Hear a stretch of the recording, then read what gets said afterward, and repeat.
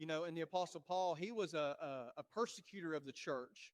He was one that at one point in time preached works heavily. He thought even him martyring the Christians of the way, the first Christians, he thought those were good deeds and righteousness before God. But in Acts chapter 9, we read about the conversion of Paul, where he was once Saul. And I'm not going to read all this for sake of time, but I encourage you to read this with this new perspective.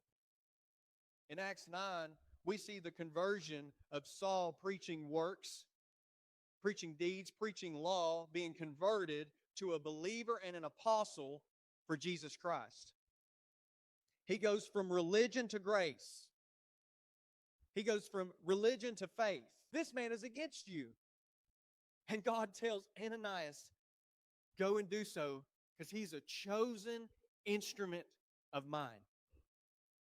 And I just want to say that even if you have been on a strayed road, you've made harsh offenses and declarations against the church, God still said that Paul was his chosen instrument when he was killing Stephen, the first one to be martyred. It said that Paul was possibly standing there holding the cloak of the men who were stoning him. And still God looked at this event and said, that's still my chosen instrument.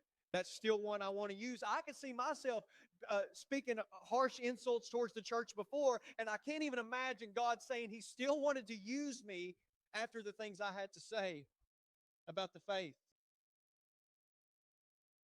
But the biggest significant thing about this story for me, it's one of my favorite stories in the Bible, because when Paul reaches there, he lays hands, Ananias lays hands on Paul, he regains his sight, he is healed, he's redeemed, he takes food, he's strengthened, he's baptized, he is in the kingdom, he is an apostle now for Jesus Christ. And everybody celebrates and says, hallelujah for Apostle Paul, what he has to say, and the great visions and letters he wrote. But no one talks about Ananias.